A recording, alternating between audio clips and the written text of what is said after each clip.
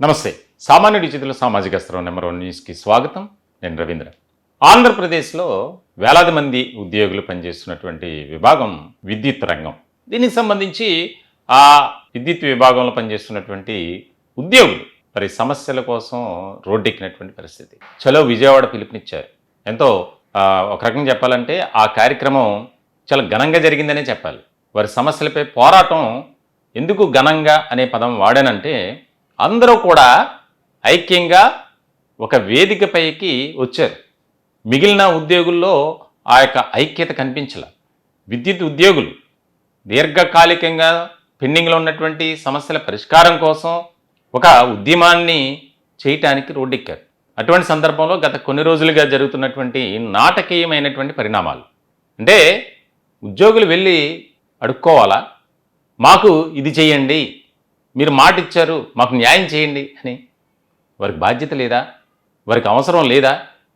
ఉదయం లేస్తే ఎప్పుడు ఇంటికి వెళ్తారో తెలియనటువంటి పరిస్థితుల్లో విద్యుత్ ఉద్యోగులు ఉంటారు. అందులోనూ ప్రధానంగా కాంట్రాక్ట్ ఎంప్లాయీస్, అవుట్సోర్సింగ్ ఎంప్లాయీస్. వారితో ఏ రకంగా పనిచేస్తారనేది మనకు తెలుసు. పర్మనెంట్ ఉద్యోగులు కూడా వారిని శాసించేటువంటి పరిస్థితుల్లో ఉంటారు. ఇక్కడ ఎవరిని కూడా మేము తప్పుపట్టట్లా. ఎందుకంటే ఉద్యోగులు పడుతున్నటువంటి ఆ బాధ కానీ ఆవేదనను తెలియజేయాలన్న ఉద్దేశంతోనే మేము గత కొంతకాలంగా వీడియోస్ చేస్తున్నాం, ప్రభుత్వం దృష్టికి తీసుకువెళ్తున్నాం. ఇటువంటి క్రమంలో తాజాగా చర్చల పేరుతో కాలయాపన చేస్తున్నారు, మీ వల్ల మాకు న్యాయం జరగదు, మీరు ఎట్టి పరిస్థితుల్లో మా బాధను అర్థం చేసుకోరు అని చెప్పి వారు ముక్త కంఠంతో వారి స్వరాన్ని వినిపిస్తున్నారు. మరి ఇటువంటి క్రమంలో తాజాగా శుక్రవారం మధ్యాహ్నం 3 గంటలకు చర్చలకు పిలిచినటువంటి యాజమాన్యం అధికారులు తెల్లవారుజాము 3:30-4 గంటల వరకు చర్చలు జరిగాయి. దాదాపుగా 24 అంశాలపై. అయితే పర్మనెంట్ ఉద్యోగులు వారికి సంబంధించి కాస్త ఉపశమనం కలిగిందనే చెప్పాలి. మరి కాంట్రాక్ట్ ఉద్యోగులు ఏం పాపం చేశారు? వారికి ఎందుకు ఇంత వివక్ష అనేది ఇప్పుడు ఒక తీవ్రమైనటువంటి చర్చగా మారింది. రాష్ట్రంలో ఆయా విభాగాల్లో పనిచేస్తున్నటువంటి అవుట్సోర్సింగ్ కానీ కాంట్రాక్ట్ ఉద్యోగుల పరిస్థితి అంతే. అందులోనూ విద్యుత్ కార్మికులు ఎవరైతే ఉన్నారో, కాంట్రాక్ట్ పద్ధతిని పనిచేస్తున్నటువంటి పనివారు ఉన్నారో, వారు నిజంగా వారి సేవలకు దండం పెట్టాలి. మనం ఒక పర్మనెంట్ లైన్మెన్ కాంట్రాక్ట్ పద్ధతిలో పనిచేసేటువంటి లైన్మెన్కి ఇచ్చే గౌరవం ఇక్కడ, అది కూడా మేము వాటిని ప్రస్తావించదలుచుకోలే. కానీ ఏదైతే పవర్ జేఏసీ అని చర్చలకు వెళ్ళినటువంటి నేతలు ఉన్నారో, మరి కాంట్రాక్టు ఉద్యోగుల సమస్యలు, వారి వెల్ఫేర్ గురించి ఎందుకు మాట్లాడలేదు అనే దాని మీద చర్చ జరుగుతుంది. వాస్తవంగా ఇక్కడ వెళ్ళినటువంటి జేఏసీ నేతలు అందరి గురించి మాట్లాడారు. కానీ ప్రభుత్వమే చీలిక తీసుకొచ్చే విధంగా వ్యవహరించిందా అనే దాని మీద ఇప్పుడు చర్చ జరుగుతుంది. దీనికి సంబంధించి మేమేం పాపం చేశాం, ఎందుకు మాకు ఇంత అన్యాయం అనే దాని మీద ఎంతో కొండంత ఆశతో చూశారు. ఒక పక్కన చర్చలు జరుగుతున్నాయి, మరో పక్క విద్యుత్ సౌధ దగ్గర విజయవాడలో కాంట్రాక్ట్ కార్మికులే వచ్చారు, రోడ్డెక్కారు. ఈ రోజున ఏ కార్యక్రమం చేయాలన్నా విద్యుత్ రంగానికి సంబంధించి ఉద్యోగులు తరపున చేసే కార్యక్రమాల్లో ఎక్కువగా కనిపించేది కాంట్రాక్ట్ ఉద్యోగులే. దీనికి సంబంధించి మరి వారి విషయంలో ఎందుకు ఈ రకమైనటువంటి ఉదాసీన వైఖరి అనేది అర్థం కావట్లా. ఇటువంటి క్రమంలో ప్రధానంగా చర్చించినటువంటి అంశాల్లో 3వదే వారి గురించి, అవుట్సోర్సింగ్ కార్మికులు, కాంట్రాక్ట్ ఉద్యోగులు. ముఖ్యంగా వారు పడుతున్నటువంటి బాధలు అన్నీ కాదు, వారి జీతాల చెల్లింపులో కానీ, వారికి లీవ్స్ విషయంలో కానీ, వారికి వర్తించేటువంటి అలవెన్స్లు కానీ, ఇతర సదుపాయాల విషయంలో అన్నీ కూడా అన్యాయమే జరుగుతుంది. మరి మాకు న్యాయం చేయండి, మేమేం పాపం చేసాం, వారికంటే ఎక్కువగా మేము పనిచేస్తున్నాం కదా అని ఆయా హోదాల్లో పనిచేస్తున్నటువంటి కాంట్రాక్ట్ ఉద్యోగులు వారు ఎప్పటి నుంచో బ్రతిమలాడుకుంటున్నారు జేఏసీ నేతల్ని, ప్రభుత్వాన్ని. కానీ ఎక్కడా కూడా ఒక రకమైనటువంటి ఇది లేదు. సో మొత్తానికి అయితే స్పందించింది. మేము పరిశీలనలో పెట్టాం, చూస్తాం, ఖచ్చితంగా 3 నెలల్లో మీకు మంచి జరుగుతుంది, న్యాయం చేస్తామని. అసలు కాంట్రాక్ట్ కార్మికుల గురించి ఎలాంటి అంశాలపై ప్రస్తావన వచ్చిందనేది చూద్దాం. 3వ పార్టీ ఏజెన్సీలను తొలగించి నేరుగా చెల్లింపు, దీనికోసం కమిటీని ఏర్పాటు చేస్తామని, ఆ కమిటీలో ఎండి ఏపీ జెన్కో చైర్మన్గా ఉంటారని, అలాగే జేఎండి మెంబర్ కన్వీనర్గా, ఇంకా సిఎండి ఆయా సంస్థలకు సంబంధించినటువంటి వారు AP SP DCL, AP EP DCL, AP CP DCL, ఈ సంస్థలకు సంబంధించినటువంటి వారు సిఎండీలు సభ్యులుగా ఉంటారని, అలాగే అవుట్సోర్సింగ్ కాంట్రాక్ట్ సిబ్బందికి ఒకే వేతనం, దీనికి సంబంధించి కూడా జీవో గతంలో ఇచ్చినటువంటి వాటిని ప్రస్తావిస్తూ చర్చ జరిగింది. కమిటీ 3 నెలల్లో నివేదిక ఇవ్వాలి, ఆ నివేదికను ప్రభుత్వం పరిశీలిస్తుంది. సరే, బాగానే చెప్పారు, కానీ మరి ఈ కమిటీ వారి పక్షాన నిలబడుతుందా? వారు పడుతున్నటువంటి బాధలు కానీ, కష్టాలు కానీ, నష్టాలు కానీ, ఆవేదన కానీ అంతా కూడా అర్థం చేసుకొని పాజిటివ్గా రెస్పాండ్ అవుతారా అనేది ఇక్కడ ముఖ్యమైనటువంటి పాయింట్. అవ్వాలనే మేము కూడా కోరుకుంటున్నాం. ఎందుకంటే వారి యొక్క వెల్ఫేర్ పట్ల సానుకూలమైనటువంటి స్పందనతో ముందుకు వెళ్ళాలని కోరుకుంటున్నాం. అలాగే equal pay for equal work, సమాన పనికి సమాన వేతనం, ఇలాగా 1/4/2026 నుంచి అయినా అమలు చేయాలని కోరితే మేనేజ్మెంట్ ఈ అంశాన్ని పరిశీలించడానికి సిద్ధంగా ఉంది, అంగీకరించాం. ఈ కమిటీ ఏదైతే ఉందో కమిటీ ఇచ్చేటువంటి రిపోర్ట్ని బట్టి బేస్ చేసుకొని వారికి న్యాయం చేస్తామన్నారు. అలాగే 1/4/2022 నుండి 13/8/2023 వరకు ఉన్న పెండింగ్ బకాయిలు చెల్లించాలని, దానికి కూడా ఒక రకమైనటువంటి సానుకూల స్పందన ఇచ్చింది. 10 సంవత్సరాలు పూర్తి చేసిన అవుట్సోర్సింగ్ సిబ్బందికి సర్వీస్ ఇన్సెంటివ్, 10 సంవత్సరాలు పూర్తి చేసిన వారికి unskilled 500, semi skilled 700, skilled 800, highly skilled 1000 రూపాయలు, ఇలా పనిచేసినటువంటి వారికి అడిషనల్గా అమౌంట్ చెల్లించాలి అనే దాని మీద, డ్యూటీ సమయంలో ప్రమాదానికి గురైన అవుట్సోర్సింగ్ సిబ్బందికి ప్రత్యేక సెలవు మరియు వైద్య ఖర్చులు చెల్లించాలని, దీనికి సంబంధించి కూడా అంతంత మాత్రంగా ఏదైనా సరే కమిటీ వేసాం, ఈ కమిటీ మాకు రిపోర్ట్ ఇస్తుంది, ఇచ్చినటువంటి రిపోర్ట్ని బేస్ చేసుకొని మేము వారికి న్యాయం చేస్తామని, ఇలా చాలా అంశాలు. అంటే కాంట్రాక్టు ఉద్యోగుల సర్వీస్ చాలా ఎక్కువగా ఉంటుంది ఎక్కడైనా సరే, అందులోనూ ఈ యొక్క విద్యుత్ ఎలక్ట్రిసిటీ డిపార్ట్మెంట్లో కూడా చాలా ఎక్కువనే చెప్పాలి.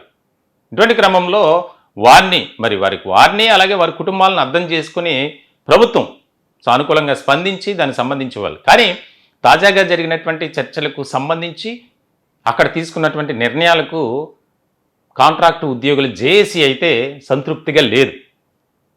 ఎందుకు మమ్మల్ని ఈ విధంగా చూస్తున్నారు? మమ్మల్ని చిన్నచూపు చూడటం తగుతుందా మీకు? మేము కూడా వారితో సమానంగానే పనిచేస్తున్నాం కదా, మరి ఎందుకు మాపై ఈ వివక్ష అనే దాని మీద ఆవేదన వ్యక్తం చేస్తున్నారు.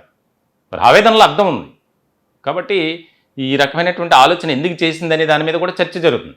దీనికి సంబంధించి ఆంధ్రప్రదేశ్లో దాదాపుగా 30,000 మంది కాంట్రాక్టు ఉద్యోగులు ఉన్నారు. ఆ కాంట్రాక్టు ఉద్యోగులకు సంబంధించి ఒక జేఏసీ ఉంది.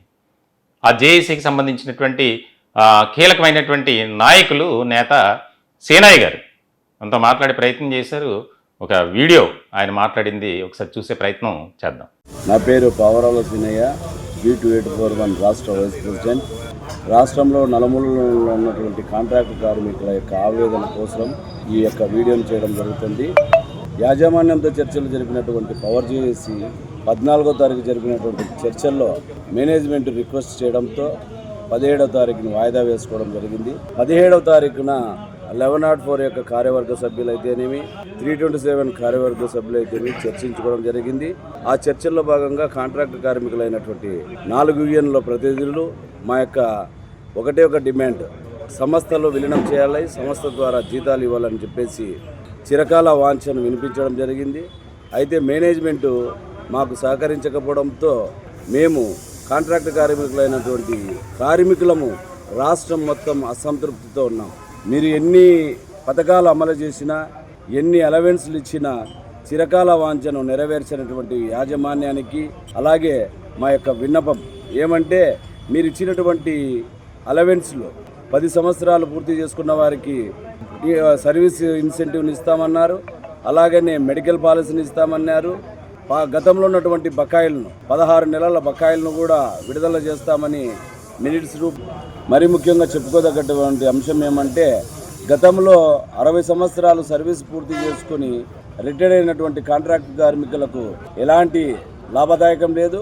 కానీ ఈరోజు పవర్ చేసి 60 సంవత్సరాలు రిటైర్ అయిన తర్వాత వారి కుటుంబానికి ఒక 2 లక్షలు 3 లక్షలు మినిట్స్ ద్వారా అయితే 2 లక్షలు ఇచ్చినారు. ఆయన చెప్పిన మన విజయానంద్ గారు చెప్పిన మాట ప్రకారం అయితే 3 లక్షలు ఇస్తామని చెప్పడం జరిగింది. మరీ ముఖ్యంగా సంస్థలో పనిచేస్తున్నటువంటి కాంట్రాక్టు కార్మికులకు వెయిటేజ్ మార్కులు ఇస్తామన్నారు. 10th క్లాసు గతంలో జరిగినటువంటి JLM గ్రేడ్ 2లో ఇంటర్వ్యూలలో ప్రభుత్వము, యాజమాన్యము, 10th క్లాస్ పాస్ అయిన మెరిట్ లిస్ట్ ఆధారంగా తీసుకోవడం జరిగింది. కానీ ఐటీ ఆధారంగా ప్రతి ఒక్కరిని తీసుకోవాల్సిందిగా పవర్ జాగ్ నిర్ణయించడం జరిగింది. మరి ముఖ్యంగా పవర్ జాగ్తో కాంట్రాక్ట్ కార్మికులు నడచడము, వారు మనల్ని ఆహ్వానించడం, మనం వారితో ప్రయాణం చేయడం చాలా అరుదైన విషయం. కానీ వారు ఏం చేసినా లోపల జరిగినటువంటి విషయాలు బయటికైతే చెప్పడం లేదు. కానీ మేము విజయం చేకూర్చున్నామని చెప్పడమే జరుగుతుంది. మరి ముఖ్యంగా సమాన పనికి సమాన వేతనమని 2026 PRSలో పరిశోధించి దాన్ని అమలయ్యేటట్టుగా చేస్తామని చెప్పేసి పెద్దలు చెప్పడం జరిగింది. ఏది ఏమైనా కానీ ఈరోజు కాంట్రాక్టు కార్మికులు రాష్ట్రం మొత్తం 27,500 మంది అసంతృప్తితో ఉన్నారు. ముఖ్యంగా మేము విన్నవించడం ఏమంటే, మీ పవర్ జాగ్ మాతో తీసుకున్నటువంటి కమిట్మెంట్స్తో మీరు పనిచేసి ఉంటే రాష్ట్రం ఈరోజు అంధకారంలోకి వెళ్ళిపోయి ఉంటే కాంట్రాక్టు కార్మికుల పరిష్కారం అవుతుందని కూడా మేము భావించినాం.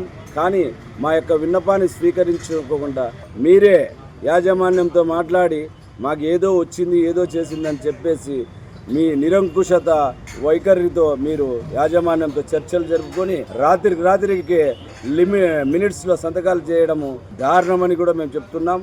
ఆ పవర్ జేఏసీలో ఉన్నటువంటి 23 సంఘాలు మీరు ఇచ్చినటువంటి పిలుపు ప్రధానంగా కాంట్రాక్ట్ కార్మికుల సమస్యలను రెగ్యులర్ చేస్తామని మీరు మమ్మల్ని ఎక్కడికో ఎక్కించి అక్కడి నుంచి కిందికి దుమికేసినారు. అది చాలా ప్రతి కార్మికుడు బాధపడుతున్నటువంటి పరిణామం. అలాగనే మీరు కూడా ఈరోజు ఉద్యోగ సంఘాలను సిఎస్ గారు పిలిచి ఉన్నారు. మీకు కూడా ఆహ్వానం వస్తే మొదటగా కాంట్రాక్ట్ కార్మికులు 27,500 మంది ఉన్నారు. వారి గురించి మీరు కూడా ఒకసారి ఆలోచన చేసి విధి విధానాలను మార్చి మినిట్స్ కూడా ఏదైనా మారితే కూడా ఆ ప్రయత్నం చేయవలసినదిగా ఈ సందర్భంగా తెలియజేసుకుంటున్నాను. Thank you. మొత్తానికి అది పరిస్థితి. అంటే ప్రభుత్వం ఇప్పటికైనా మించిపోయింది లేదు. వారి ఏదైతే డిమాండ్స్ ఉన్నాయో వాటిని పరిగణనలోకి తీసుకొని సానుకూలంగా స్పందించాలి. ఇది మేము కోరుకునేది. సామాన్యుడి చేతిలో సామాజిక అస్త్రం. మేము ప్రతి సామాన్య పౌరుల మీద, అలాగే ప్రజల పడుతున్నటువంటి కష్టాలు ఏవైతే ఉన్నాయో, ముఖ్యంగా సామాన్యుడి చేతిలో సామాజిక అస్త్రం #1 న్యూస్. మేము ప్రజలు పడుతున్నటువంటి బాధలు కానీ ఇబ్బందులు కానీ వారి కష్ట నష్టాలను ప్రభుత్వానికి తెలియజేయాలి. అందులో సామాన్య ప్రజలు ఉన్నారు, ఉద్యోగస్తులు ఉన్నారు, అందరూ ఉన్నారు, నిరుద్యోగులు ఉన్నారు, యువత ఉంది, అన్ని విభాగాలకు సంబంధించి. కాబట్టి మేము కాంట్రాక్టు ఉద్యోగులు ఎవరైతే ఉన్నారో వారికి న్యాయం చేయండి. ఎందుకంటే అయిన వారికి ఆకుల్లోనూ కాని వారికి కంచాల్లో పెట్టినట్లు కాకుండా ఒక సానుకూల విశాల దృక్పథంతో ఆలోచించి వారికి కూడా మంచి చేయాలని మేము మా ఛానల్ తరపున #1 న్యూస్ తరపున ప్రభుత్వానికి, అలాగే విద్యుత్ రంగ సంస్థలకు మేము కోరుకుంటున్నాం, విన్నవించుకుంటున్నాం. వారిని కూడా, వారి భవిష్యత్తు కూడా ముఖ్యం. వారు కూడా ఉద్యోగులే. కాకపోతే కాంట్రాక్ట్ అనేది ఒక పేరు ఉంది కాబట్టి అప్పుడున్నటువంటి పరిస్థితుల నేపథ్యంలో వారు కంటిన్యూ అవుతున్నారు. వారి సర్వీసెస్ని మనం ఉపయోగించుకుంటున్నాం కాబట్టి వారి వెల్ఫేర్ కూడా చాలా ఇంపార్టెంట్. ఆ ఆలోచన చేసి వారికి న్యాయం చేయాలి. వారి కుటుంబాలు సంతోషంగా ఉండాలి మీరు తీసుకునే నిర్ణయం పట్ల. కాబట్టి వారి పట్ల మీరు ఒక సానుకూలమైనటువంటి రెస్పాన్స్ అనేది ఇవ్వాలి త్వరలోనే. ఆ కమిటీ ఇచ్చేటువంటి నివేదికను ఆధారంగా చేసుకుని మాత్రం కాదు. ఎందుకంటే వారు చేస్తున్నటువంటి సర్వీసు అందరికీ తెలిసినటువంటిదే. మరి వారి విషయంలో మీరు చాలా అలర్ట్గా, యాక్టివ్గా, త్వరితగతిన నిర్ణయం తీసుకోవాలని మా ఛానల్ తరపున కూడా మేము కోరుకుంటున్నాం. ఈ టాపిక్పై మీ విలువైనటువంటి అభిప్రాయాలను కామెంట్ రూపంలో తెలియజేయండి. దయచేసి మా ఛానల్ని సబ్స్క్రైబ్ చేసుకోండి. Thank you.